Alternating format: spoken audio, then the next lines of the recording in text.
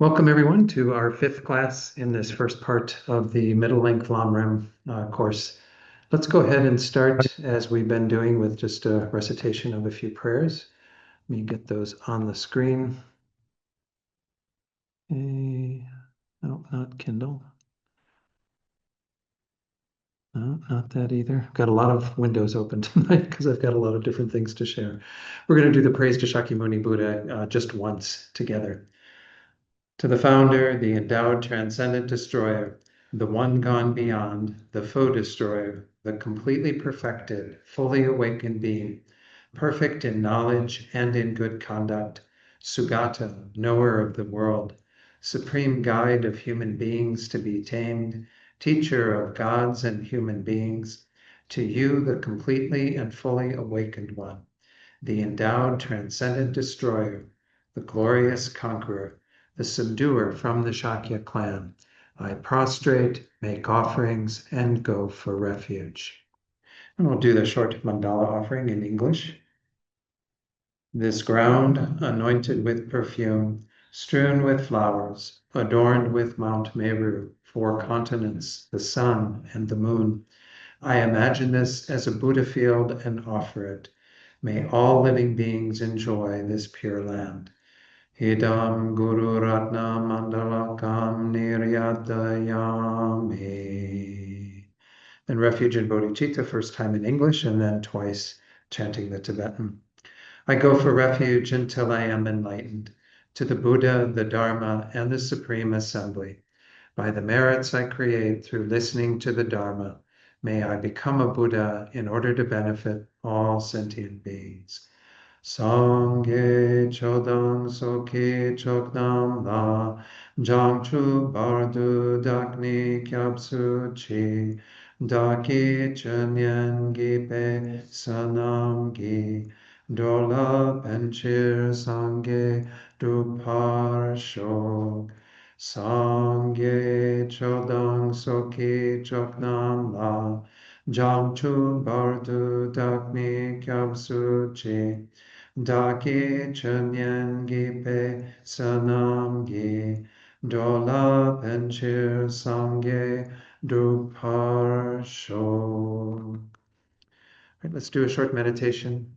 First few minutes, just focusing on the breath, and then I'll lead you in a guided reflection to set our motivation. So we can begin the meditation now.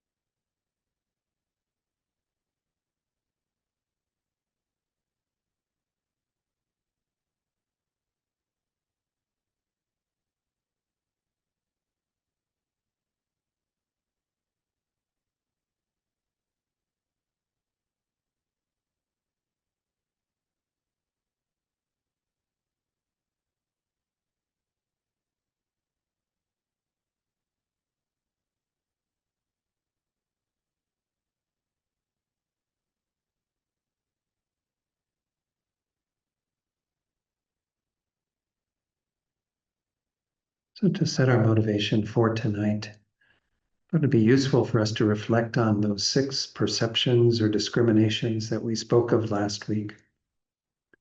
We can channel those into our motivation. But recall that the first one is so important, to have the perception of ourselves as a patient. If we recall the Buddha's very first teaching on the Four Noble Truths, he began with that first noble truth, that we are dealing with this situation we call samsara, experiencing what we call dukkha, this dissatisfaction. We have to develop that discrimination first. We have to see that things are not okay. Otherwise, we won't make any effort to move away from that. We'll continue to experience dukkha, continue to be involved in the round of cyclic existence, going from life to life, never knowing any true peace or satisfaction. So when we approach these teachings, that's our initial perception, that we're here as patients in sort of the Buddha's hospital. And of course, we look upon the Buddha as being the doctor, the one who diagnosed what we are dealing with, who is prescribing the medicine. And of course, the Dharma itself, the teachings that we're going to be examining as the actual medicine, what we need to partake of in order to effect a cure. And to get to that cure, the fourth perception, we need to perceive persistent practice as the cure.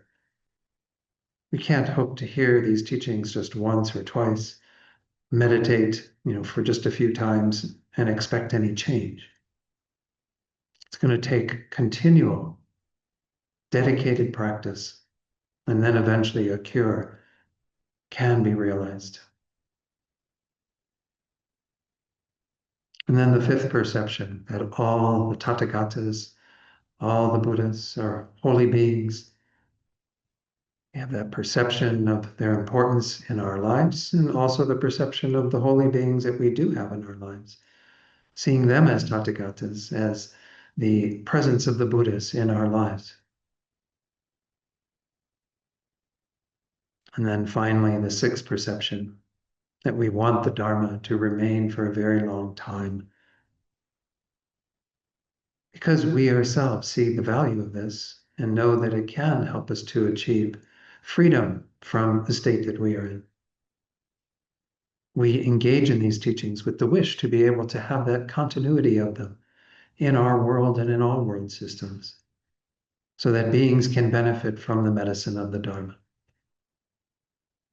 So as we engage in these teachings, try to hold that awareness as well. We're part of continuing to keep these teachings in our world and in all world systems by engaging in them, studying them, meditating on them. We will keep the Dharma alive for beings to partake of it.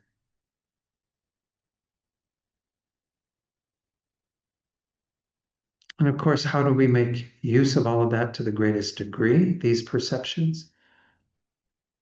By not just being concerned about our own situation, but by cultivating the motivation of bodhicitta, the wish to use the time we have together tonight to continue to plant seeds and strengthen the ones that we have planted that move in the direction of complete enlightenment, that give us the opportunity to achieve our greatest potential.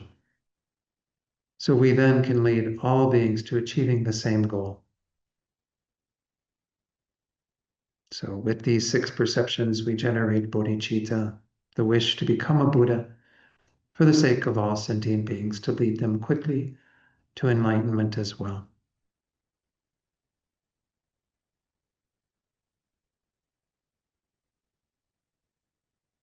And then you can open your eyes fully and we'll begin. So again, welcome everyone. It's good to see you all, and we'll get started right away. We had one topic from the previous session, session 4, that I didn't finish, and that would have to do with explaining the teachings. And some of you may think, but before I go into this section, you might think, well, I'm not a Dharma teacher. What would I need to know about explaining the teachings? But the reality is there hopefully will be occasions for each of us to engage in some sort of explanation of these teachings to others.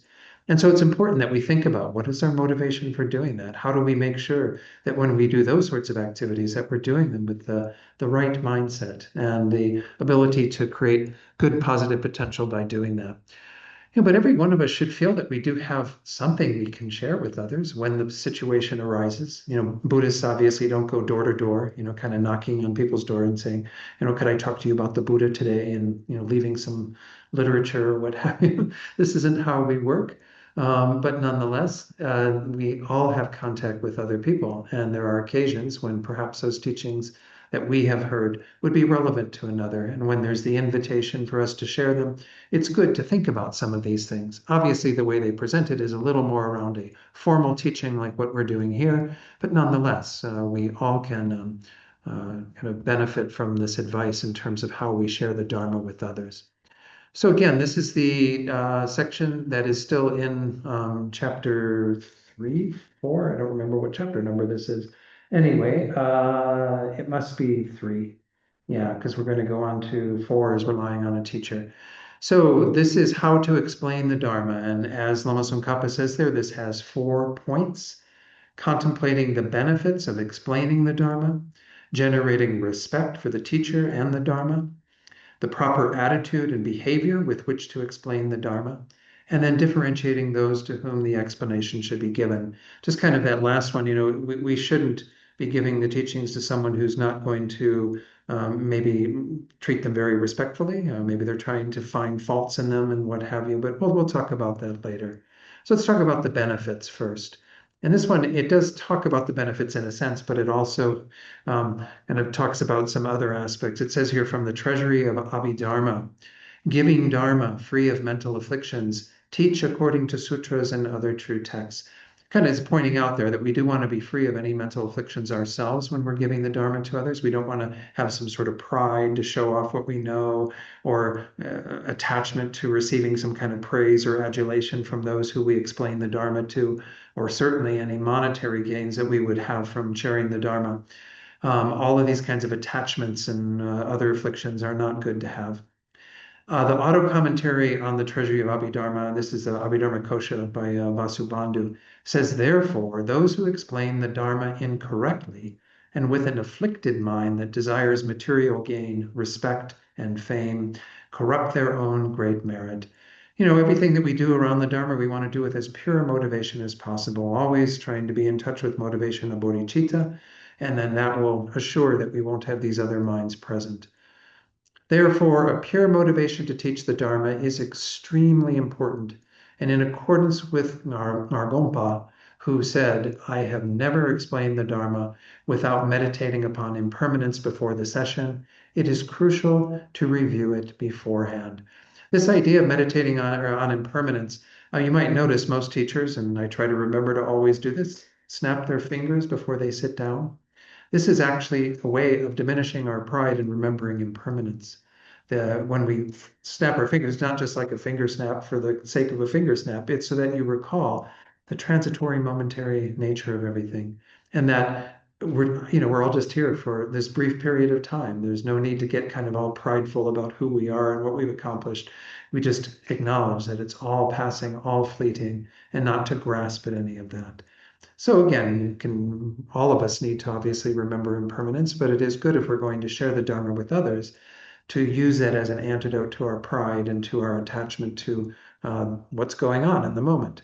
We're only here, but for this brief period of time, and don't get too attached to it. Then there's this quote or reference to this exhortation to the extraordinary attitude. I don't know much about this text. I think even in the footnotes it says there really isn't a whole lot about this text. It says here 2 groups of 20 benefits, but all of the texts, the commentaries, just show 20 benefits. I've put a little note in there so I would remember to share something. Need to get that other thing off my Kindle screen. Okay, there I go. Whoops, didn't do it again. Okay, there we go.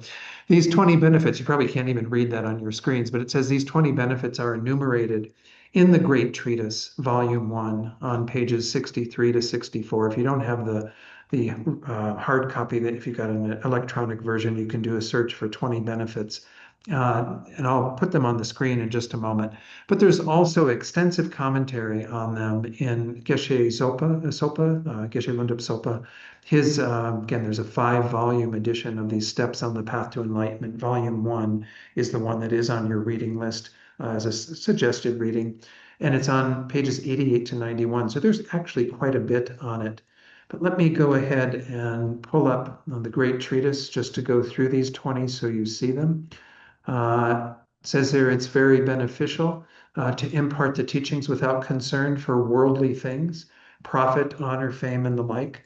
For as the exhortation to wholehearted resolve, that's the name they use for that sutra in this text, in that translation. It says, Maitreya, there are 20 benefits of the generosity with which you give a gift of the teaching without concern for material things, profit, or honor. What are the 20? They are as follows. You will come to have recollection, intelligence, understanding, stability, wisdom, supramundane wisdom. This word supramundane means beyond this world. It's transcendent wisdom. It's the wisdom realizing emptiness directly. Little desire, little hatred, little ignorance. Good, we get little quantities of all 3 of those poisons. Also, 10, demons will not find an opportunity to harm you. The Bhagawan Buddhas will think of you as a precious only child. Non-humans will guard you. Deities will bestow charisma and power on you. Enemies will find no opportunity to harm you. Friends will remain steadfast. Your words will be trusted. You will attain fearlessness. You will have, clicked it before. You will have abundant happiness. Number 19 on the next page. You will be praised by the wise. And 20, your gift of the teaching will be worthy of remembrance. It's kind of an interesting one. Again, it's not to inflate you in any sort of prideful way to think, oh, the gift I gave of my teachings is going to be worthy of being remembered. The idea is that because you have given it with a pure motivation, that there's some substance to it then. It will kind of continue to have some bearing on the beings that you shared those teachings with. Now, again, whether beings actually benefit from these teachings or not is always up to those beings themselves. It's not to say that they're necessarily always going to benefit, even if we have a good motivation and so on. That's why we're going to talk a little bit later about making sure we don't impart the Dharma to beings who are perhaps they don't have a good motivation. They're not going to listen to it in the correct way, or they're being disrespectful in the way that they're approaching it to begin with. So anyway, these are the sorts of things you want to be on the lookout for. Okay, so let's carry on with the next bit. Also, the questions of Householder Ugra Sutra. I'm not going to try to read that Sanskrit. Says that the merit of a householder giving immeasurable material things is exceeded by that of an ordained person giving a single verse of Dharma. He mentions an ordained person here. I mean, that's because, again, in our tradition, monks and nuns are valued greatly because of the merit that they have through holding the vows that have been bestowed upon them through ordination. But it's not to say that, again, as lay people, we don't also get some, store of merit by sharing even a single verse of Dharma. But the example that was used here by the Buddha was that even if you have a householder giving unbelievable material things, huge amounts of money and jewels and whatever to, beings that need those things and what have you. An ordained person giving a single verse of Dharma has unbelievable merit compared to that.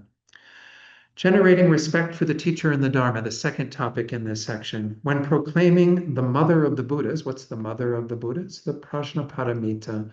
It's often called the mother of the Buddhas because the Perfection of Wisdom Sutras are what give birth to the Buddhas, as well as to other beings, but mainly to the Buddhas. We're emphasizing that here. It's a Mahayana sutra. So anyway, when proclaiming the Prajnaparamita Sutras, the teacher himself arranged the seat and so on, meaning that he even set up the seat himself, because when you do like a prostration to the seat before you give a teaching, it's because you're prostrating to the Dharma that seat represents. That seat is where the Dharma is going to be transmitted from. If you go to the footnote for this, footnote 28, it just mentions Mother of the Buddha as a common epithet for the discourses on the perfection of wisdom. And the Buddha arranged his own seat as a sign of respect for the Dharma. So again, that's why when teachers come in, they make prostrations to the throne that they are going to be or seat that they are going to be teaching from, is to pay homage to that. So back up at the top of the screen there, it says, accordingly, since the Dharma is a field of veneration even for Buddhas, one should bring to mind the excellent qualities and kindness of the Dharma and its teacher and generate respect for them. So that's the second step, is we need to give teachings with some mind of respect for our teachers, for the Buddha himself who transmitted all this Dharma, for the teachings, the Dharma itself, and so on. Then we have a little bit longer section, the proper attitude and behavior with which to explain the Dharma. And this has 2 points, attitude and behavior. The questions of Sagaramati Sutra puts forward 5 perceptions. And this is, I highlighted this because this is actually one of the discussion questions for tonight from last week, but we have it on the for tonight since we didn't cover this topic last week. Generating the perception of oneself as a doctor. So these sound kind of familiar, right? They're not that new because we saw them in terms of when we were a student partaking of the teachings of a Dharma teacher, that we see again oneself as a patient and the teacher as the doctor. Well, if you're the teacher in this case and you have the perception of yourself as a doctor, as someone who wants to give the medicine of the Dharma as the medicine, the second perception. The one listening to the Dharma as a patient, as someone who is in need of this Dharma, this medicine, so that they can effect a cure. Of the Tathagatas as a holy being, and of the wish that the Dharma remain for a long time. Again, those are pretty much replicated. The one that's missing, obviously, is the persistent practice as the cure. And of course, that's for us to partake of the Dharma with that mindset. But all of these are very much in line with what we saw previously on those 6 perceptions that we meditated on to begin tonight. The jealousy born from anxiety over others becoming superior, the laziness of putting things off, the discouragement of fatigue from explaining things over and over, the praise of oneself in speaking of others' faults, the reluctance to divulge Dharma texts, and the concern for material things such as food and clothing should be abandoned, thinking the very merits from teaching for the sake of my own and others' enlightenment are the assurance of my happiness. In other words, if we give with the right attitude, give the Dharma and any things for that matter with the right attitude of bodhicitta, you don't have to think that you're doing it for any of these other reasons, right? And those other reasons become more about attachment anyway. But if we teach with a genuine motivation, then it's all taken care of. I think there's that one phrase my teacher in Italy, Geshe Jampa Gyatso, he would often say this phrase that, like the saying goes, before I met the Dharma, food could not find my mouth. Now that I have found the Dharma, my mouth can't, no, wait, no, I'm sorry, the other way around.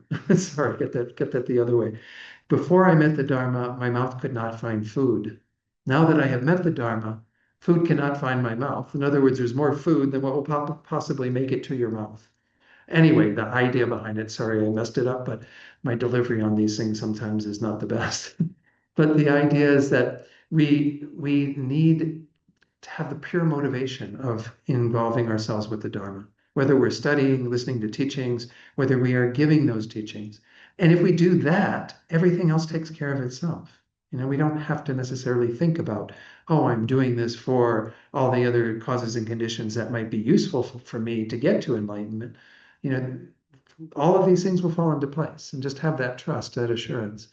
Again, I know it's kind of hard in these days, kind of don't necessarily have faith in that immediately, but that is what they say, is that, the assurance of our happiness is there through obtaining the merits from teaching for the sake of my own and others' enlightenment. If we hold on to that bodhicitta motivation, everything else takes care of itself.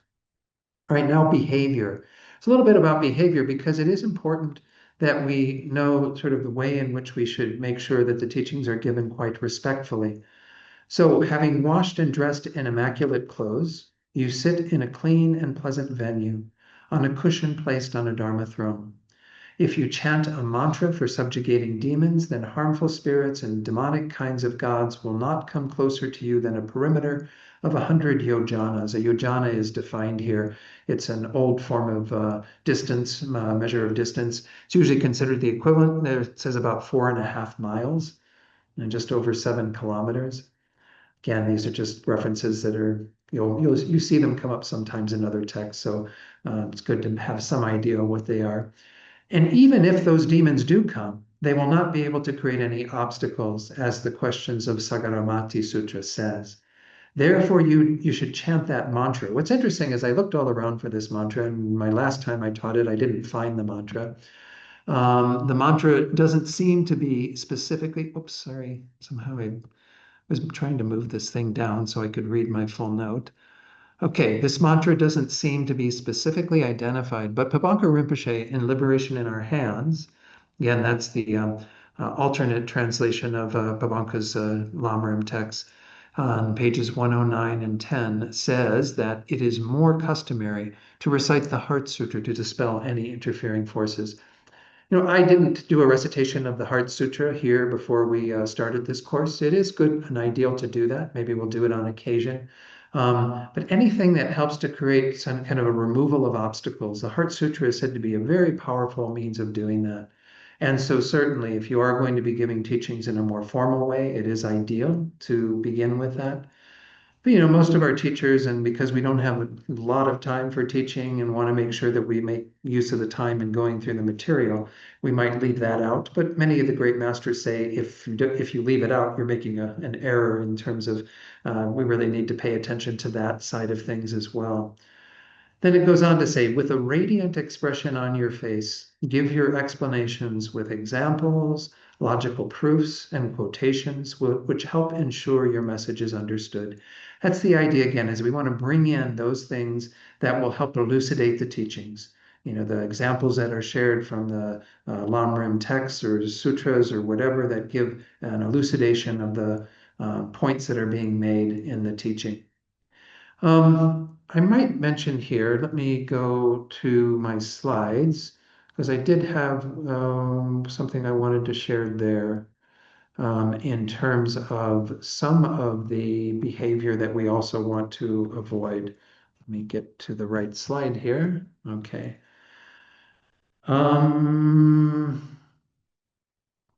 Oh, this was a little quote about those 20. Sorry, I forgot to include this. This is from Geshe Sopa. He said, many other sutras explain the benefits of teaching the Dharma. This list of 20, again, those pages that I mentioned earlier from Steps on the Path to Enlightenment, the first volume, merely offers some examples. When you teach the Dharma, you should generate admiration for these benefits from your heart, then develop the determination to give Dharma teachings with a pure motivation, as we talked about earlier. So in terms of these other practices, what it says in Liberation in Our Hands from Pabanka Rinpoche, these are kind of worth talking about. Certain practices are unacceptable. You should not teach haphazardly, mixing up the order of topics the way a crow builds its nest. I've never watched a crow build its nest, but apparently it's very haphazard and working over here and then over there and what have you. You want to build it in a sequential order, right? Teach the teachings in the way that they are meant to be presented. Also, one should not pass over the difficult points and teach only easier ones the way elderly persons pick through their food. You don't take on the food that's a little bit harder to chew. You just stay with the things that are easier to digest and, chew with your teeth and what have you. So we should make sure that we don't pass over the difficult points. Now, having said that, there are occasions when perhaps the difficult points are not appropriate for the audience that we are teaching. So don't think that that means that with anybody that you start teaching the Dharma, you have to give them the entire corpus of everything the Buddha taught, including the teachings on emptiness and what have you. It just means that when we are going into those sorts of topics, we shouldn't think we have to skirt over some things and just keep it really easy for people. We should actually spend the time to engage in those more difficult topics, again, such as emptiness, perhaps one of the most difficult topics for us to explain and work with. Other than Tantra, Tantra gets to be very complicated to convey as well. Another point, one should not, because of a poor understanding of the instruction's true meaning, teach in a slipshod manner, like a blind person walking uncertainly with a cane. I think I've been guilty of doing this a few times in my teaching career, where it's like I all of a sudden run across a passage that perhaps, again, I hadn't really thought about and prepared enough for. And then you kind of like go, well, I think maybe it's this, and maybe it's that you're very hesitant, not quite, wanting to admit to the fact that you don't really know what the passage is saying. You don't really know the true meaning. And I've gotten better about doing that admission of, not being properly prepared. But the idea is that we don't want to teach in a way to where we can't really explain something. Instead, we're kind of walking uncertainly, tiptoeing around and trying to convey enough so that people think we know what we're talking about, but we haven't really conveyed the true meaning of something. So again, these are bits of advice that perhaps are a bit more appropriate for those who are kind of teaching in the role of a Dharma teacher, but we too can benefit from this, I think, in terms of our own sharing of the Dharma with others and making sure that what we share is done in a way so that we don't have those kinds of errors. Okay, I think this is, yeah, that's the end of that section. Come back to that in a moment when we get to the spiritual teacher. Let's go back to our text and carry on with this next section. Differentiating those to whom the explanation should be given. This is the last of these sections. The Vinaya Sutra says, do not act without being asked to. This means that, again, as a teacher, we generally shouldn't be offering teachings unless someone is asking for those teachings. Now, again, accordingly, it says here, do not teach without having been asked. And even when someone asks, examine the vessel, examine that person to see if they're appropriate. Again, we might even question, well, why do they want to know that Dharma? What is their motivation?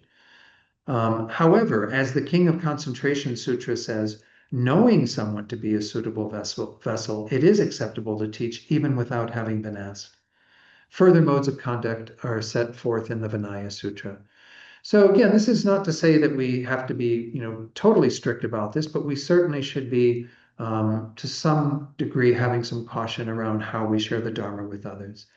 I'll share a really brief story of when I was studying still in the master's program. At that point, I'd maybe been studying Dharma for certainly not even maybe 7 or 8 years, not even that long, probably. I'm guessing maybe 6, 5, something like that. I came home from the master's program in Italy for a summer, and my father and mother and I went over to St. Louis to visit with my brother. And my brother kept nudging me like, well, what are you learning over there? What's going on? What are you doing? And like, I got kind of, maybe I got so annoyed that I decided I would share something with him. And so I decided I would start sharing with the teachings on the First Noble Truth. I said, well, that's where the Buddha started. I'll just start with that with my brother. I'd never been teaching. I mean, this is my first real like doing anything around teaching the Dharma to anyone. And it happened to be my brother.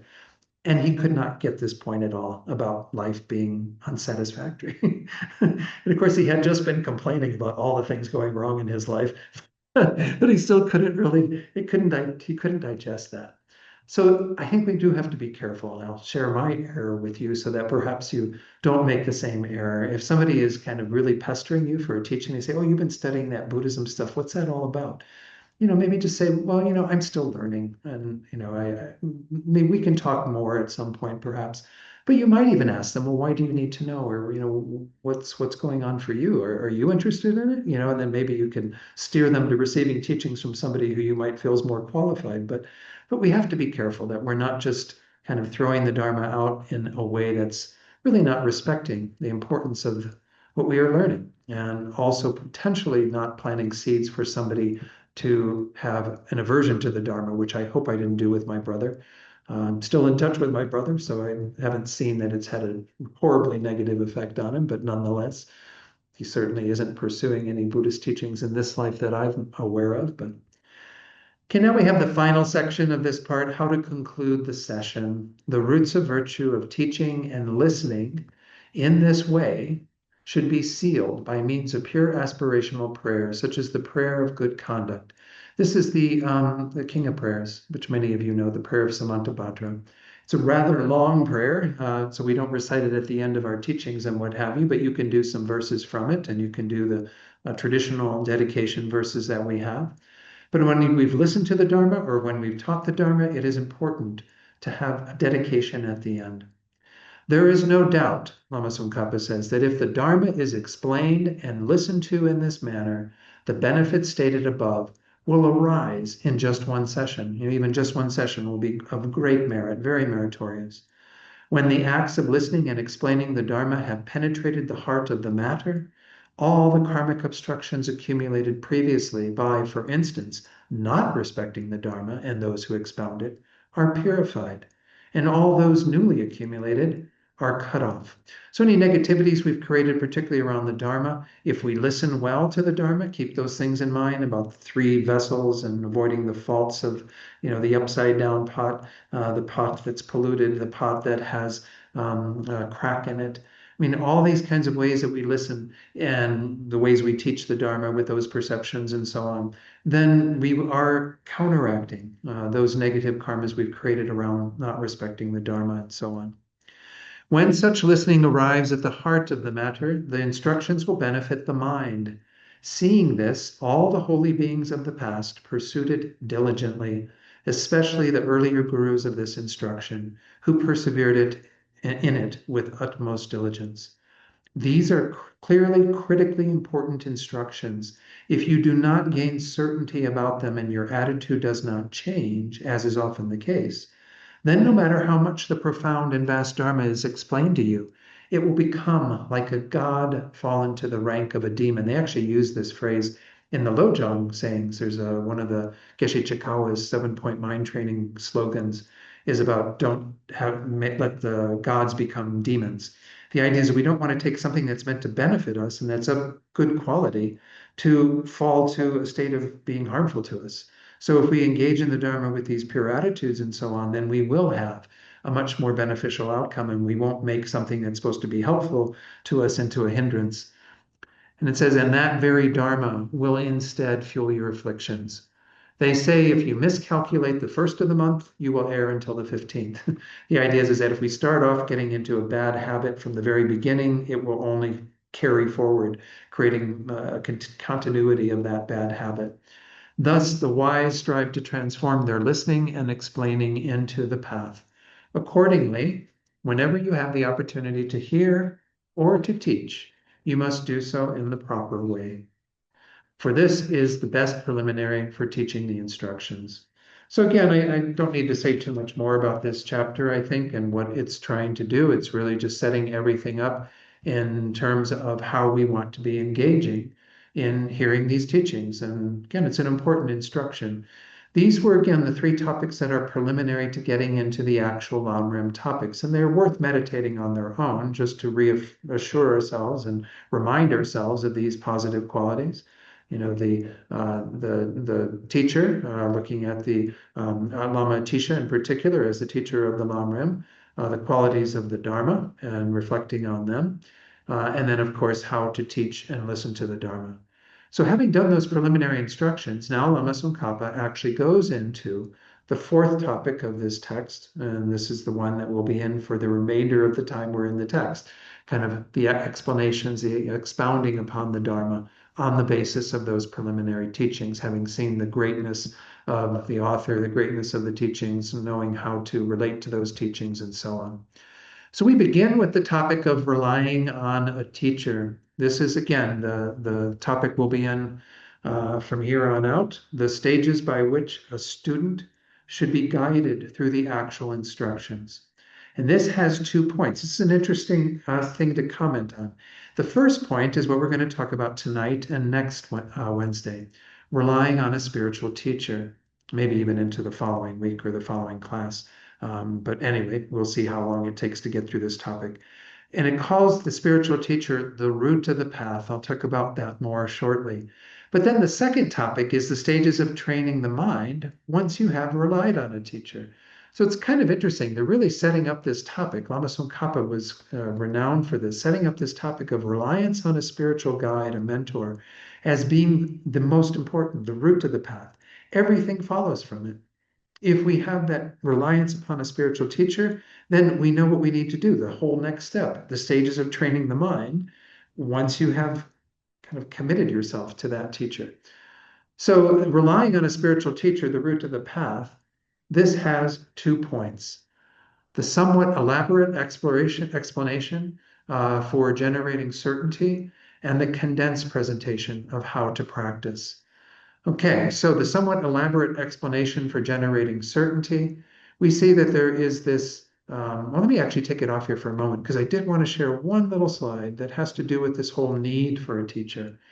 And some of you, I think, I don't know all of your backgrounds. And by the way, at some point, when things settle down my schedule a little bit, I would like to create opportunities to meet with each of you individually on a Zoom meeting or what have you, so that I can just get to know you a little bit better. Some of you I do know, but just to make sure that there's that kind of connection and an understanding of sort of where you're at. We never did formal introductions because we've just had too many folks online and what have you. So I'm figuring that it might be better for me to actually spend time with some of you, if I can, all of you.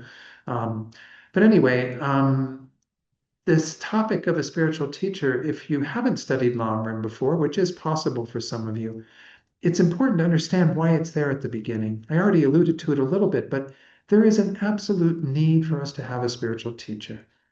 When we look at the world that we live in, everything that we do, from like blowing our nose to eating food to tying our shoes to, the complicated things we've learned from great, technical wizards and what have you to be able to do certain things.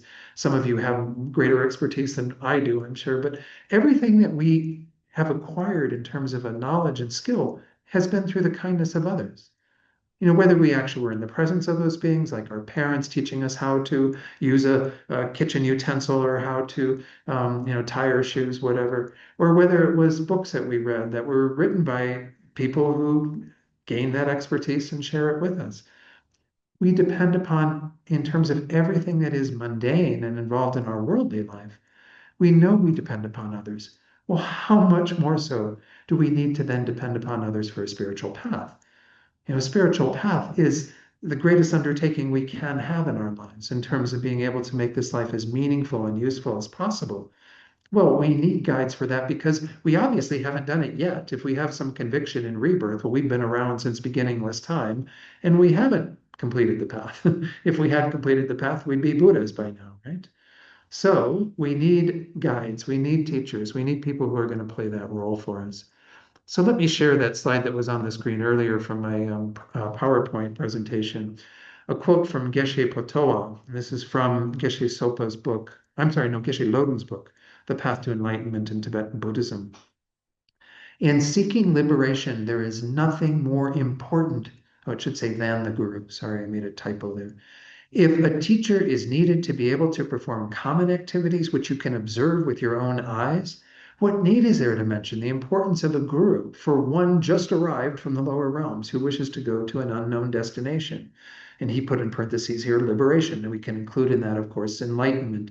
Liberation meaning generally one's own liberation, but liberation, enlightenment, these more ultimate goals, we absolutely need instruction in order to attain these. And of course, we are kind of fresh from the lower realms, perhaps. We don't know what our previous rebirths were. Maybe this is our one little chance coming out of all of those lower existences, gaining a human rebirth, having met the Dharma, and so on. We need guides. And this is just one little paragraph that speaks to that guru that is really well worth reading if you have the time. I want to share, before we go back to the text, this wonderful verse from Lama Tsongkhapa's very brief text, what's often referred to as a glance meditation, the foundation of all good qualities, which most of you know, and this is the first verse. Why is it the first verse? Because this is the root of the path. The foundation of all good qualities is the kind and perfect guru. Correctly following the guru is the root of the path. By my clearly seeing this and applying great effort, please bless me to rely upon the Guru with great respect. Now, I didn't change the language of this. Some of the versions you've probably seen of this in the past use him for Guru. I want to emphasize we're going to see in some of the literature the reference to the Guru as a him. It's just the default mode that this happens in our patriarchal world. A guru can be of any gender, and don't think that again, because him is used, that it's referring only to males that are in that role. But we need somebody as the root of our path, the main ground that we rely upon in order to advance towards enlightenment. So relying upon the guru with great respect is obviously a very important subject. That's why we're going to spend a little bit of time on this. And this is why it's right there at the very beginning of Lama Tsongkhapa's text. And again, it has more to do perhaps with the way the relationship to the guru is explored in Tantra at an even deeper level. But it's set up in the sutra teachings that we're engaging in this text as well, because it is an important reflection to have right at the beginning of these topics. Okay, so down to the bottom of the screen where I was starting to read, this is a kind of a restatement of what we just saw in the foundation of all good qualities, that verse. As all goodness, starting from the development of a single excellent quality and the decrease of a single fault in the mind stream of the disciple, has its root in the sublime friend, it is important to explain the way to rely on him or her at the outset. So again, that person who we choose as a guru is going to, in a sense, be the source of all of our excellent qualities. Everything that we develop and all the faults that we get rid of are due to the influence, the guidance of these, spiritual mentors. We need them in order to know what to do and how to navigate this whole complex spiritual path that becomes even more complex when we get to Tantra. So let's take a look at the topics that we're going to be covering tonight, next week, and then possibly the class after that if we don't finish it in these two classes. This topic has 6 points. The characteristics of the one to be relied on, the virtuous friend. We're going to go through that tonight, and my plan is to go through the second one tonight. The characteristics of the one who relies, the student. We can't talk about the guru without talking about the disciple. These two have a symbiotic relationship, and we have to kind of define the qualities, the characteristics that we're looking for in both, that we ourselves want to have as the one who relies, the student, and the person we rely upon, what we are seeking in them. Then next week, we'll start with the way to rely, and that is the relying through our thoughts, through our actions. We'll talk about the benefits of reliance and the faults of improper reliance, the fourth and fifth topic, and then a summary of the meaning of these points. So we're going to go into this topic of the characteristics of the gurus. And in a sense, this is kind of your shopping list. Those of you who don't have a guru, if you have someone who you have identified as a guru, then that hopefully they embody as many of these qualities as what you were able to find in a teacher. I want to mention before we get into this, because again, I don't know all of your backgrounds, and if you've taken Discovering Buddhism module 4, which is on relating to the teacher, to the spiritual guide, in that class, they usually use Alex Berzin's book. It's a wonderful book called Wise Teacher, Wise Student. It was originally published as relating to the spiritual friend or something. Anyway, I can't remember the exact title. You can go actually to studybuddhism.org, which is Alec Berzin's website. I think almost the entire text is out there in some capacity. It's not that easy to locate, but if you put in the topic of spiritual friend or something, I think you get all of the teachings there. You don't necessarily have to go out and buy the book. But in that class, we go through the fact that there are many different layers or levels of teachers. He mentions 4, and within the fourth one, which is the person we consider to be a guru or spiritual mentor, are 4 more subdivisions. But I just want to mention this so that we understand that when we use the word guru, we are talking about a highest level of teacher that we will come into contact with. Most of us are dealing, in our daily lives in terms of the teachings we receive. We might be dealing with some that are gurus, but many of them are Dharma instructors. This is one of the categories that Alex Berzin sets out. And this is whenever I kind of think of myself and presenting myself, I see myself in that category. I'm not saying that I can't be somebody's guru. Some people have asked me that question, and we've had nice discussions about that whole thing. But in terms of the job that I see myself doing, I'm mainly here to be a Dharma instructor, to provide you with the teachings that you then can utilize to help you to eventually meet a guru and to have that type of relationship. Ideally, gurus, that fourth level, are beings who can do a lot more for us. They can certainly become tantric gurus for us and initiate us into tantric practice. They can also give us Mahayana vows, the Bodhisattva vows. They can also be giving us refuge and lay vows. These are the sorts of things that we do when we enter into those sorts of relationships. Somebody becomes your guru by virtue of those. But also there's the apex of all of these that we consider a guru, which is what we call the heart guru. The heart guru or root guru, sometimes different terminology used for this. I guess root guru is probably the most common terminology, but I like heart guru for some reason. Venerable Connie Miller, in one of her teachings she gave that I heard many, many years ago, when explaining what the root guru is, she says it's the guru that makes your heart explode. So it's the guru that touches you at the deepest level so that you then feel this incredible force to practice the Dharma and to engage in the Dharma. It's the one that becomes most transformative for you. Think again, Lama Atisha, one of his, he had like three root gurus that he considered to be very important. But I'm pretty sure it was Sir Lingpa, the one who gave him these teachings on developing bodhicitta mind, that he would just feel such immense joy in his heart whenever he heard Sir Lingpa's name. So again, this is what we're aiming for when we call this phrase the root guru. We're looking for somebody who will be that kind of catalyst for us, really take us deeply into the Dharma. And that's ideal. But I'm not saying, again, we should feel frustrated if we don't find that. Sometimes you might even find that you're in the presence of somebody for many years when suddenly it dawns on you that this being has what you've been looking for. To some degree, that happened with me when I was studying in Italy. I studied with Geshe Jampa Gyatso for 7 years. And I felt certainly enough of a connection to continue that process. But I don't think I really got to this conclusion of seeing him in the light of all of this and as my root guru until the 7th year. So it can take time, and we should be patient with that process. But also don't have this feeling like it doesn't mean that you then just sit around and wait for the root guru to show up and twiddle your thumbs or something. It's a continual process of preparing ourselves to meet with those beings, to find those beings even.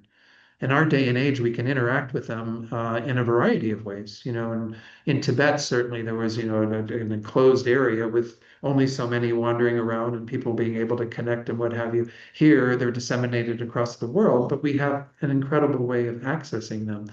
Anyway, I'm not going to go deeply into all of that, but this topic obviously does bring up some of those questions for us if you haven't entertained them already of how do I find such a being? And the main thing is to do what we've already talked about, continue to engage in study and practice of the Dharma with the proper attitudes and proper respect. The teachers that you do have, try to see them through the lens of what they are offering you as being the stepping stones that will help you on that path to finding a guru, or perhaps they are the gurus that you're looking for. I don't know. But the idea is that we just keep dedicating ourselves day in and day out to this, and the gurus will appear. They have that phrase, right? When the student is ready, the teacher appears. Well, it doesn't mean, again, you just sit back and, watch TV until the guru knocks on your door. That's not how it works. You have to actually engage in creating causes and conditions. If there's nothing else the Buddha taught that's relevant to all of our practice, it's the whole reliance upon causes and conditions. Everything is dependent upon those. If you don't put those into place, you never get the result. So anyway, just a preface to getting into this topic that I hope you find of some benefit, kind of getting our heads around this concept of having a guru, which of course we have in our culture some sensitivity around that, maybe rightly so, but we need to be cautious, but not overly cautious. So let's begin with the first topic. This reliance upon a spiritual friend, what are we looking for? What are the qualities or characteristics?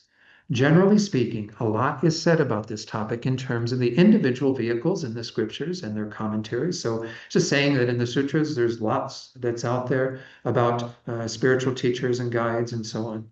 But presented here will be the virtuous friend who guides students on the path to Buddhahood, the Mahayana, not the individual vehicle that leads to one's own liberation. Because in the Mahayana, the guru plays again a different role, especially when we get to the Vajrayana, when the guru is the source of tantric inspiration and initiation. And then it says, by gradually guiding them on the path of the three types of persons. Remember the three types of persons, first class, that's what we're going to be looking at. We'll be going into the first and second types of persons, the person of least and middling capacity in part 2 of this course. And then part 3 and 4, though both of those parts will be the person of the great capacity, the third level. Okay, so we get a little bit of a quote. This is a very famous quote. It's used in almost every Lamrim text. Ornament for the Mahayana Sutras, the Mahayana Sutralamkara, says that students must rely on a spiritual teacher endowed with 10 qualities. So I've highlighted these. What's interesting is he doesn't explain them in the numerical order that they're seen here. He explains them in terms of 2 sets, and I'll talk about that in a moment. Here's the quote: a spiritual teacher with discipline, calm, complete peace, superior qualities, diligent, rich in scriptures, who has understood suchness, is eloquent, loving, and never disheartened. On that one rely. So this is advice, being given. I think it's a Sangha's Mahayana Sutra Lamkara, isn't it? I don't know. The Sangha or Maitreya. Anyway, just gives us the citation here. So I think it's a Sangha. Anyway, I'll confirm that. Furthermore, it says that someone who lacks self-discipline, in that sutra, it says they're not in a position to discipline someone else. That therefore, a guru who disciplines others, has to be self-disciplined. They are someone who first discipline his or her own mind. So that's kind of where it starts, is we're looking for somebody who exemplifies what it is we are wanting to accomplish, who has disciplined themselves so that they can help us to discipline ourselves. And discipline's a bit of a loaded word in our culture, but that's what we're engaged in, is mental discipline, is being able to, and of course also physical and verbal discipline, but it all starts with mental discipline, changing our mind so that we then can move in the direction of attaining the more temporal goals as well as the ultimate goals of liberation and enlightenment. Lama Tsongkhapa continues, you may wonder, well then, how should one discipline it? It is of no benefit to have done just any practice and then label it an excellent quality of realization within your mind stream. This is why you need a system for disciplining the mind that accords with the general teachings of the victors. That has been ascertained as the three precious trainings, or what we often call the three higher trainings. And therefore, ethics, concentration, and wisdom have been set forth. So I just want to correlate these three once more back to the three baskets, the Tripitaka of the Buddha. Remember that when we talked about this way back, when we were going through the greatness of the Dharma and so on, about it encapsulates all of the teachings of the sutras and so on. We can divide all the sutra teachings into these three baskets. The first one, the Vinaya, the basket of ethical behavior, and everything that is geared around helping us to develop that higher training. We're going to see this phrase, higher training in ethics, concentration, wisdom, coming up in the next course when we get to the middle capacity, the person of middling capacity. But essentially, that's one whole basket, one whole area that the Buddha taught in. The second one is what's called the sutra basket. The sutra basket, although everything is sutra, a discourse, it's a particular basket that deals primarily with the concentration teachings, how to develop deep concentration, calm abiding, so that we then have the basis upon which to develop the third higher training, which is the training of wisdom, which is set out in the basket of Abhidharma, or manifest knowledge. So essentially we have those are everything the Buddha taught is involving those three trainings. So essentially what we want initially, and that's why the first three qualities of a guru that we're going to be looking at, and perhaps some of the most important, are somebody who is exhibiting that level of training, that they have actually engaged in the trainings in ethics, concentration, and wisdom, which sometimes may be a little bit hard to discern, but if you're in the presence of a being for quite some time, perhaps you can, gain a greater conviction that your guru, this teacher, has those qualities. So now let's go through the individual ones. In this verse, discipline, that was in that first line, refers to the training in ethics.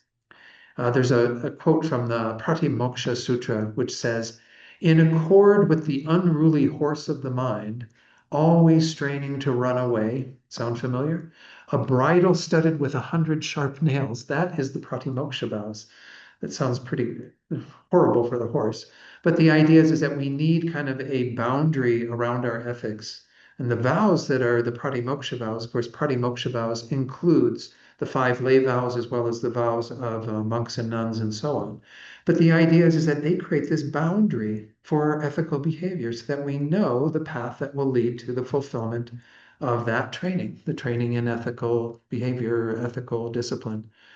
Someone skilled at breaking in wild horses tames them with a good bridle.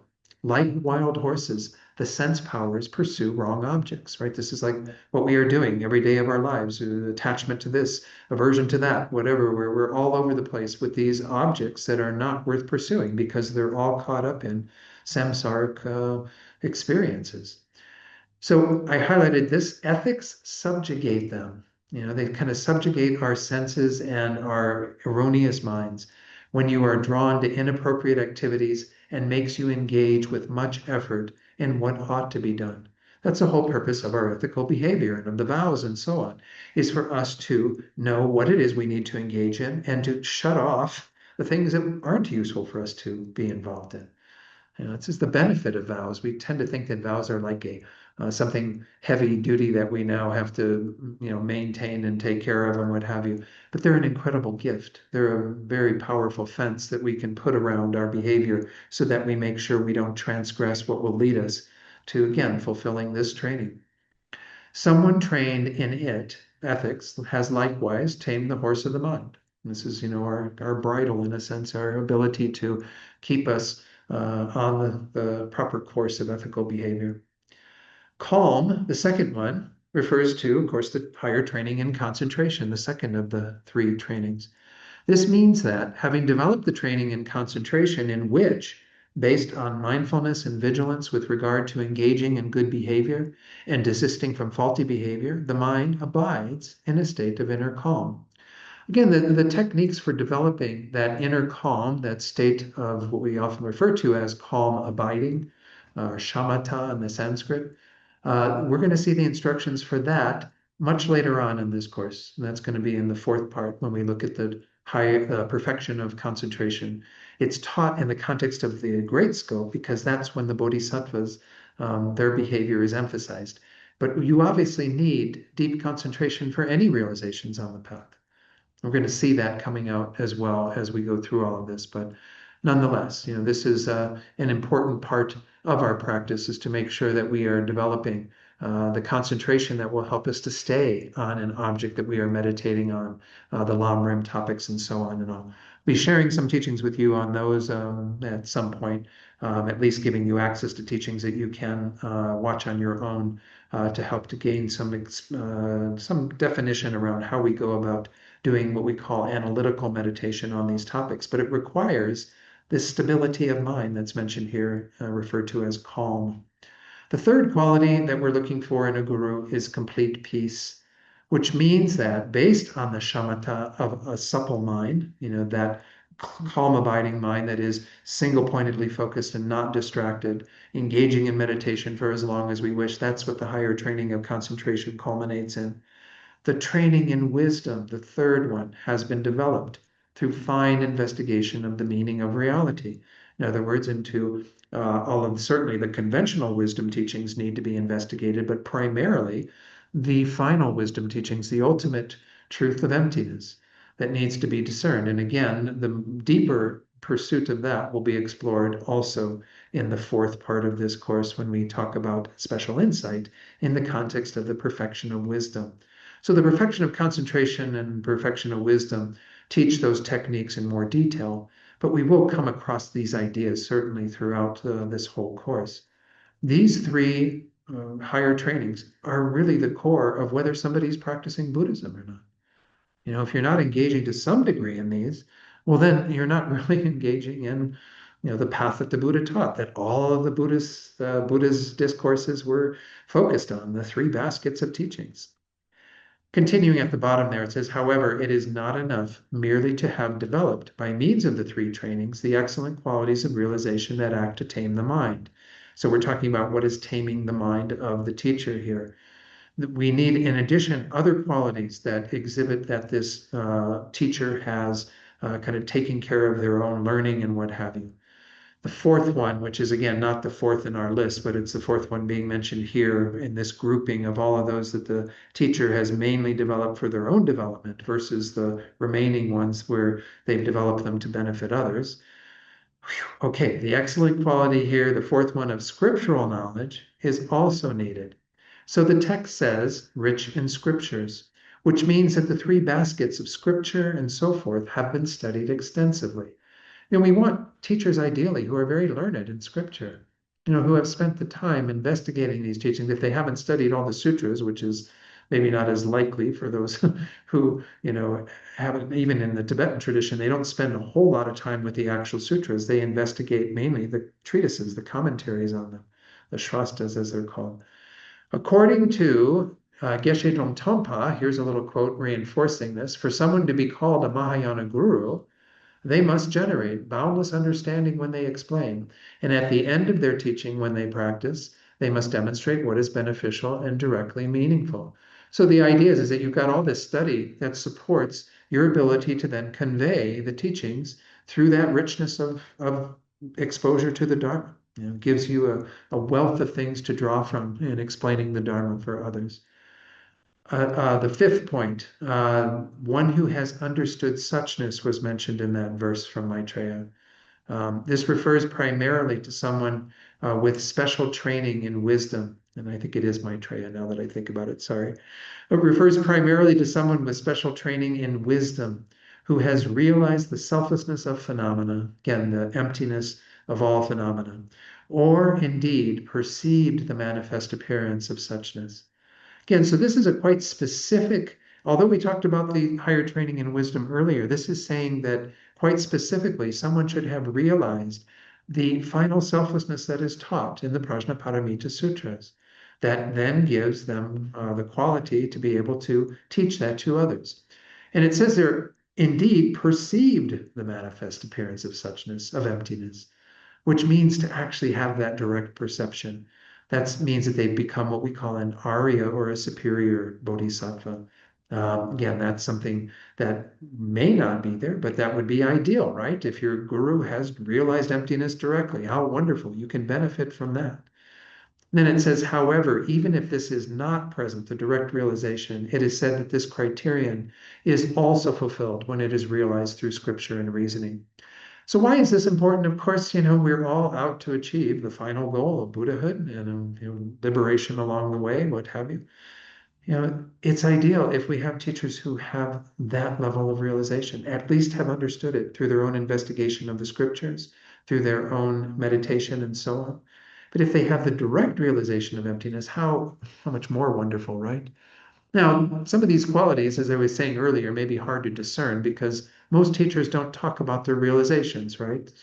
His Holiness the Dalai Lama, every time he's, in front of an audience, he'll say something like, I'm just a simple Buddhist monk. I don't have any great realizations. And then he talks about emptiness. He might say things like, I feel like I'm getting closer to understanding it or something. Anyway, His Holiness is, as we know, very learned and very wise. And so if he's saying it and presenting things that way, it's unlikely that other teachers are going to come forth with their admitting to having a direct realization of emptiness. So again, we can discern often these sorts of things by being in their presence and hearing their teachings. How is it that somebody explains emptiness and suchness? And you might gain some appreciation for what level of realization they have on the basis of hearing them talk about it. And you can certainly ask a teacher, well, have you realized emptiness directly? But my thinking is generally you're going to hear, oh no, I have some idea, but I'm not really there yet, kind of thing. Anyway, I'm just mentioning that one in particular because it is set aside as one of these 10 qualities that we're ideally looking for because it is so important. We can do all the other teachings that the Buddha gave that are all about, working with karma and having a good effect in our future lives and, practicing some of the other perfections and so on. But if we don't have the wisdom realizing suchness or emptiness, we lack the main means of achieving liberation and enlightenment because that's what will remove those layers of obscurations that are in our minds that will help us to achieve those results. So that's why it's isolated in particular. There's a sixth quality that are, again, part of these initial set that are all things that the teacher kind of obtains from their side that are giving them the basis or foundation to do the remaining four, to have the kind of qualities to benefit others. But this yellow section there, then, that said, if a teacher has scriptural knowledge and realization, but these are inferior or equal to those of the disciple, then it's not enough. Someone with superior qualities is needed. Again, this is quite obvious too, right? If you have, take a mundane skill. If you were learning pottery, and say you had already taken a number of courses, and then somebody says, "Oh, you should come study with my pottery teacher, my instructor. They'll teach you." And you go to them and you ask them what they know, and everything that they're teaching you already have learned. Well, then what do you have to gain from going to a teacher that doesn't have qualities and knowledge greater than yours?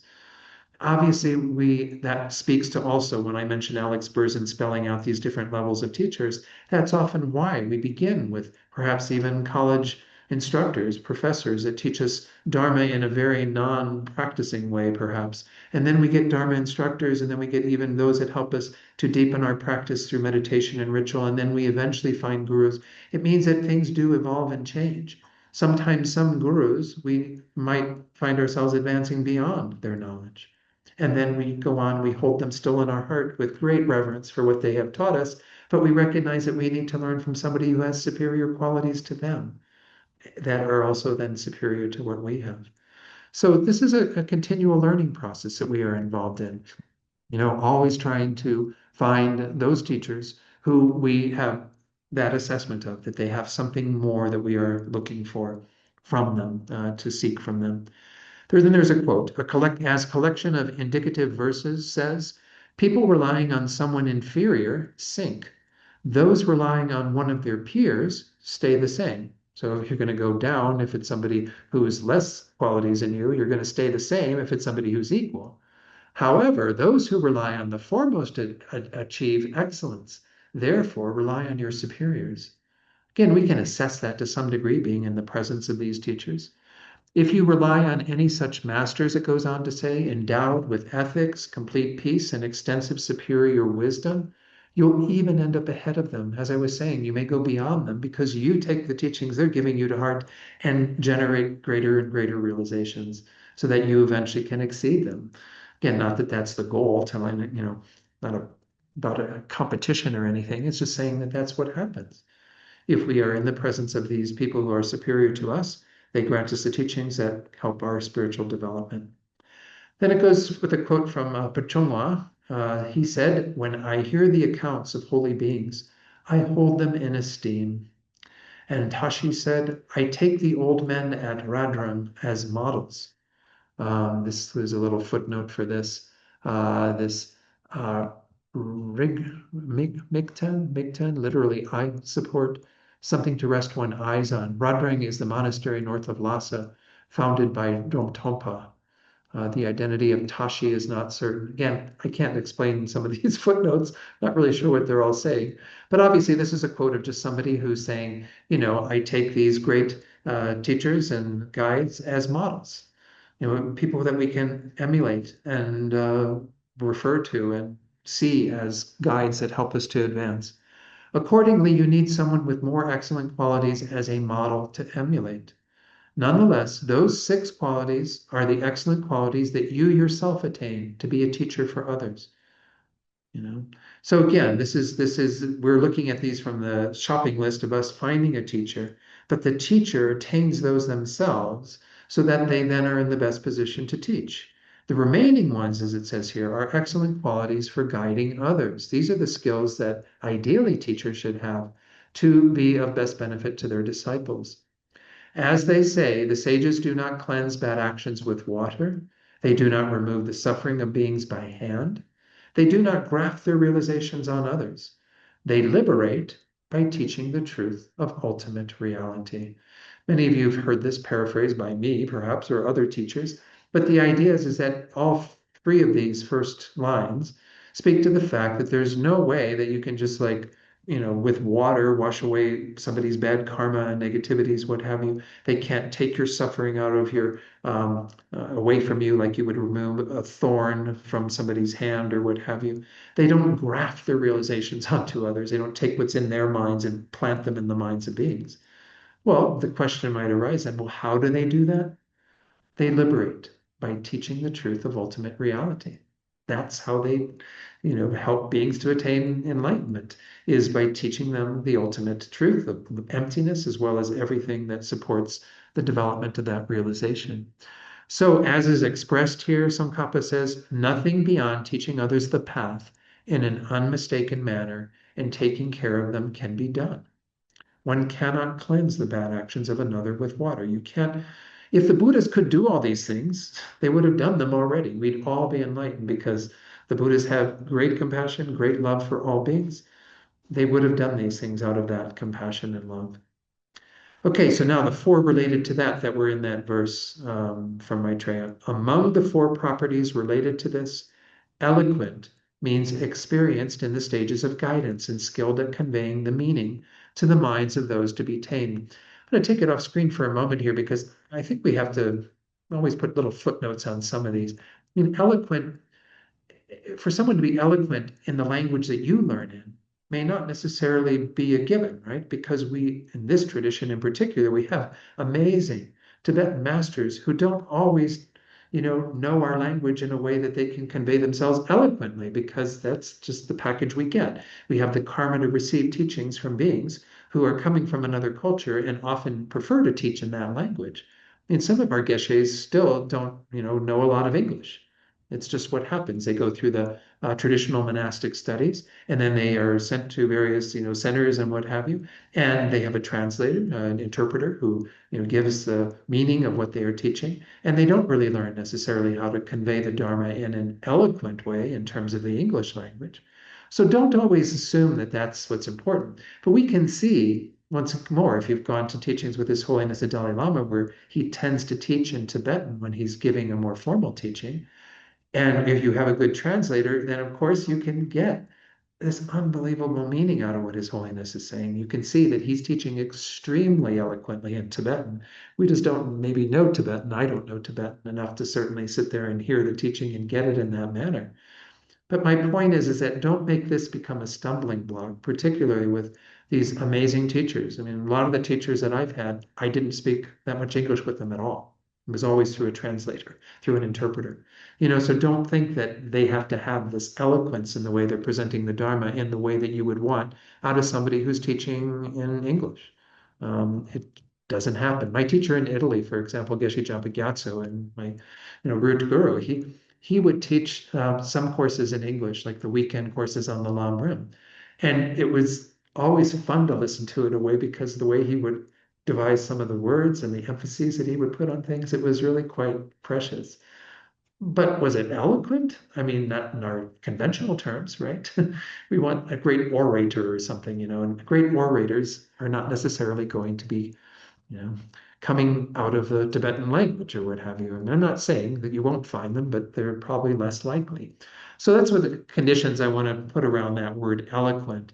Again, it's more what they're saying here, experienced in the stages of guidance and skilled in their own way at conveying that meaning to our minds, those to be tamed.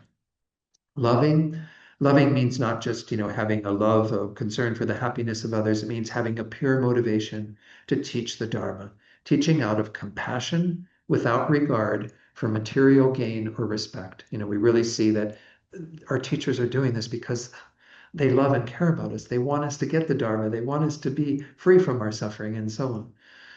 He says we need someone like Potoa, who said to Changawa, son of Lima, however many Dharma teachings I have given, not once have I expected appreciation, for there is no sentient being who does not deserve my care. In other words, that you want a teacher who does what they do, the teaching of the Dharma, out of their genuine regard for beings and wanting to care for them, wanting to be involved in their well-being. You don't do it again for teachers who are saying, you need to do this or do that to be my student. Well, maybe they might say some things, but certainly if they're asking for money, asking for all kinds of comforts and what have you, it's just to be suspicious of that, perhaps, because we really want, ideally, beings who are motivated in their Dharma teachings out of love, out of these more genuine motivations. Diligent, the third of the four qualities that help them to guide others more skillfully, means always delighting in helping others. It's not just the diligence or enthusiasm one has in one's own practice. It means that they have this diligence to continue to care for other beings, to care for those who are their disciples as well as all other beings. But certainly diligence in regard to the students that they are tending to. And then never disheartened. The fourth one means never tiring of explaining things over and over, and rather bearing the hardships of teaching.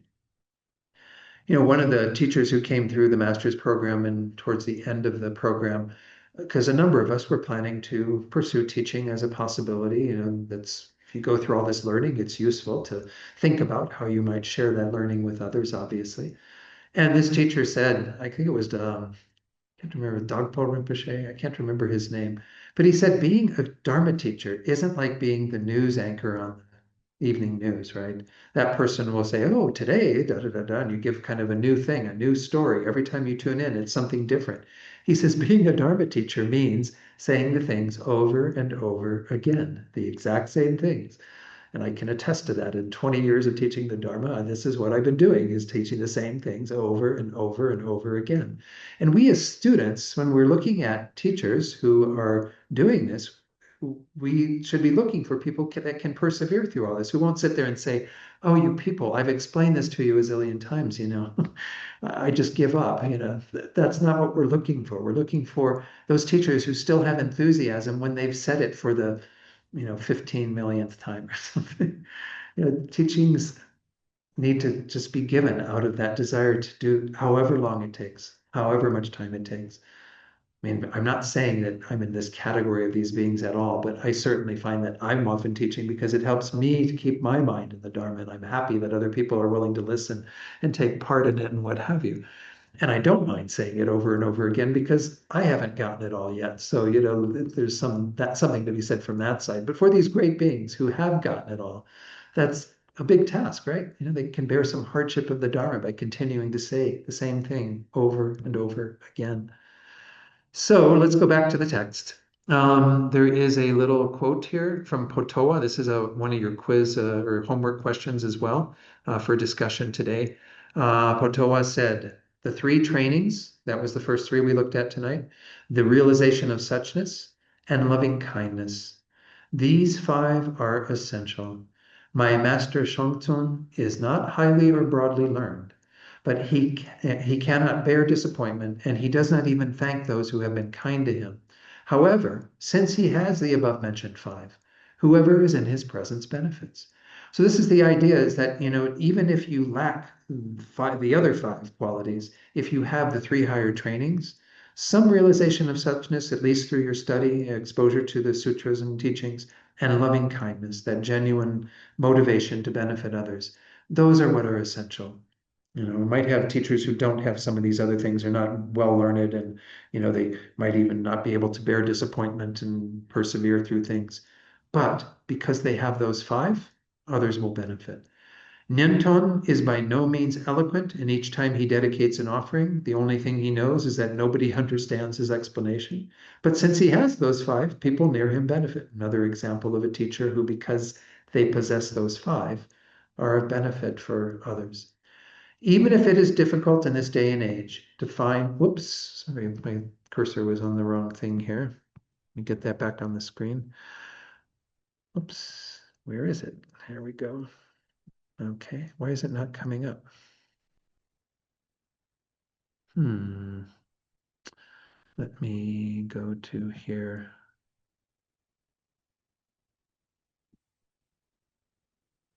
I'll escape out of that, and I think I can get back in. Can you still hear me? And yeah, it's not coming through in the microphone here, but let's see. Let me go back to, yeah, let me try sharing from here, and then I'll see if I can get it up correctly. Okay, is everyone seeing that now? Let me put some faces on there. Thumbs up? Can see? Okay, good, good. All right. So let's go to the bottom there. Even if it is difficult in this day and age to find someone with a complete set of qualities like that, it is said that you should not rely on anyone whose faults predominate or whose faults equal their excellent qualities, but rather on someone whose excellent qualities exceed their faults. It's kind of interesting. This puts out this unique criterion by which we could say, at least we want a teacher who has greater qualities than faults, have not equal or certainly no quality, not having qualities less than faults. I want to share some slides that actually do speak to how ideally we want to have even perhaps two more than that. Oops, stopped. Let me try it again. Having some weird things with that. I think this is it. Then I have to jump forward, sorry. Let me go ahead and read this slide. Let me make it a little bit larger there for you. Lama Tsongkhapa concludes this section of his great exposition, the Lamrim Chenmo, by emphasizing that practitioners seeking a spiritual teacher should familiarize themselves with these 10 qualities and then look for them in those in whom they would entrust their spiritual welfare. So these are something important to reflect on and meditate on. When choosing a spiritual teacher from the start, examine the person you have in mind to see if he or she really possesses these qualities. If you do so, you'll reduce the risk of encountering serious problems later on. This is actually advice from the Dalai Lama from a text called Illuminating the Path, which is his commentary on Atisha's Lamp for the Path and I think a Song of Experience by Lama Tsongkhapa. But anyway, he says, if this, finding a teacher with even the 5 essential qualities is not possible, then his advice is at a minimum, a guru should have the 3. What we just saw in our text, right? The first one, more qualities than faults. But secondly, more concern for others than for themselves. And third, more interest in future lives than in this life. Well, he explains those last 2. He says, the Tibetan tradition states that Mahayana teachers should have at least 2 basic qualities. First, from the depths of their heart, they should regard the future life as more important than this one. Without this, nothing one does becomes Dharma. So if we have a teacher who's preoccupied with worldly affairs and not really putting the energy into creating the causes at least for their next existence, that means that they aren't even practicing the Dharma, right? Because they're still attached to this life. Secondly, teachers should regard the welfare of others as more important than their own. Without this, nothing one does becomes Mahayana. So in that way, he's saying nothing becomes Dharma if you're only concerned about this life, and nothing becomes Mahayana if you're only concerned about yourself. So these are the 2 things, and we can be with others who are potentially teachers for us and suss some of that out, perhaps, by just being around them in the way that they exhibit themselves, the things that they do and talk about. Let's go back to our text and see how far we can get. I'm ending up giving a lot more talking than what perhaps I should. Such a guru who brings about liberation is the root of what you have aspired to for so long. Therefore, those wishing to rely on a guru should keep them in mind and make an effort to find someone with the right qualities.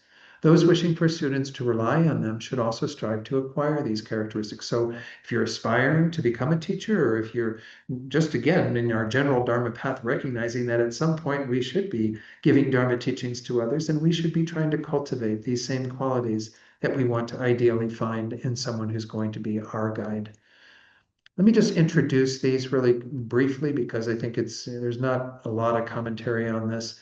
The characteristics of the one who relies. This is the second topic in regard to this chapter, is kind of how do we make sure we are proper vessels, as they often use this phrase, suitable vessels for the guru that we're going to rely upon. There's a quote from Aryadeva's 400 stanzas. And this quote is, a suitable vessel, a listener, is said to be impartial, the first one, intelligent, the second, and interested, the third. The teacher's qualities do not appear otherwise, and nor do those of the person who listens. So if we don't have those, then the qualities of the teacher won't really come through, nor will we be able to, listen to them in a way that will be of benefit. As the commentaries say, someone endowed with the 3 characteristics is a suitable vessel for hearing the teachings. If all 3 are complete, the excellent qualities of the Dharma teacher appear as excellent qualities and do not appear as faults. Not only that, the excellent qualities of the listener also appear as excellent qualities to himself, to themselves, and do not appear as faults. So if the characteristics of a suitable vessel are not complete, the listener, under the power of his or her faults, will classify even a very pure and virtuous Dharma teacher among those who have faults, and they will perceive the teacher's faults as qualities. So we need to have, again, all 3 to be able to have a proper relationship with a guru. So let's go through these quickly. In this regard, impartial, the first one, means without bias. Be able to look at things more objectively and not have a bias or some partiality that we are experiencing in regard to the teachings. If you have a bias, he says, it will obscure your perception. You will not perceive excellent qualities, and therefore you will fail to find the meaning of excellent explanations. It is just as Baba Viveka says in his Essence of the Middle Way, while the mind is tormented by bias, one will never realize peace. To be biased, he says, means to be attached to one's own approach and averse to others' approaches. because of that attachment, we won't be open to hearing things from others. It has a bit of the flavor of the upside down pot, right? Where we're closed, we have a bias or something that is blocking us from receiving what will be a benefit. On discovering something like this in your own mind, you should discard it.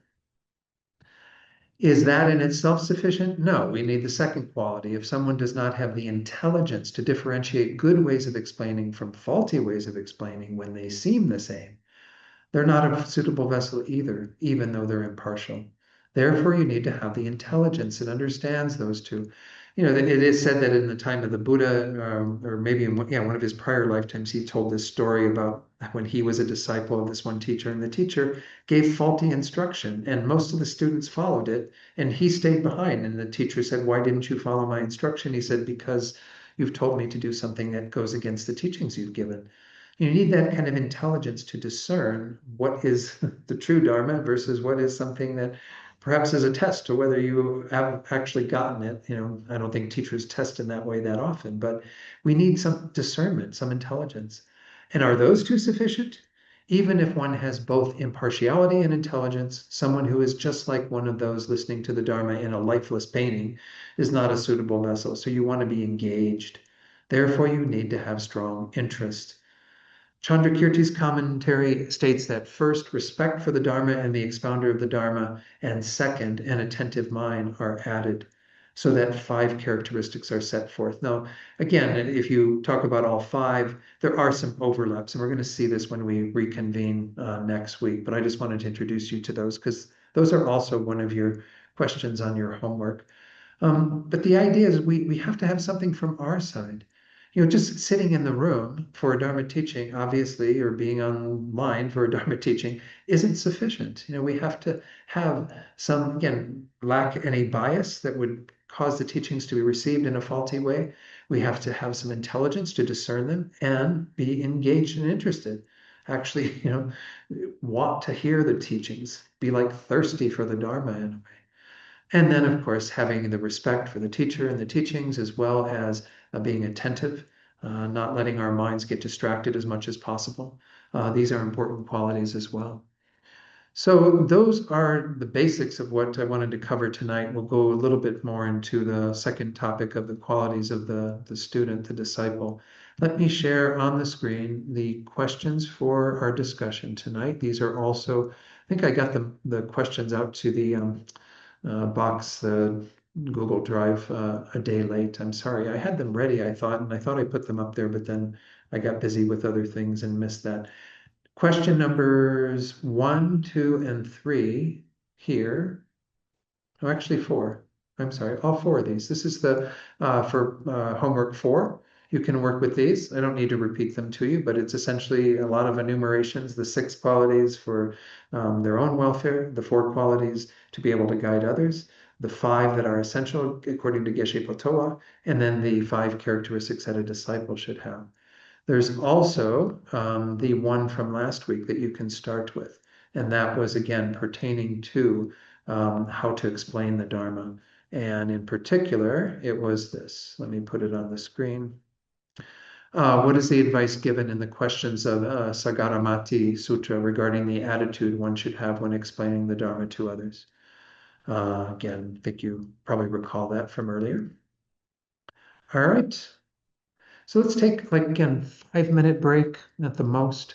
If you can come back even a little bit earlier, that would be great, but a little bit of a stretch break. And then we'll break out into groups online, as well as have a group here in the Gompa. And we'll discuss for about 15 minutes then till about 8:55 here in New Mexico. All right? So those of you who are leaving, thank you. Be sure to dedicate all the positive potential from tonight at some point, and I'll hopefully see many of you in the Zoom or in the meeting room. By the way, I'm joining one of these meetings every week, so give me a chance to interact with people a little bit in that way. So just know that if you stay on, maybe I'll join your room. So, okay, all right. So, we had a wonderful discussion, but we didn't get to this part of the questions because we were so engaged. But one of the things that occurred to me when we're talking about the qualities of the teacher, and one of Mm, them is to be learned. And right. in some ways, I feel like depending on the level of the teacher, of which type of teacher, that in some ways that's the least important, like at least learned from a conventional sense, because like I through over the years, I've encountered people, geshes, that were very learned, and you could ask questions about scripture, Mhm. but maybe the other qualities were not as for example, like Lama Zopa Rinpoche, he wasn't a geshe, but Mhm. I would, you, you see where I'm going, I think. Right, right. So just for the sake of those in the Gampa here, the question had to do with this being learned in the scriptures and so on. How maybe that quality doesn't seem like an absolute because you might have people who have a lot of that learning and may lack some of the qualities that make them really a good guide to follow. But you can have the opposite too, somebody who really embodies good qualities. And the example that was used was Lama Zopa Rinpoche, but he wasn't a geshe. He didn't have that range of traditional studies and what have you. So I mean, I agree to some extent. I think it's really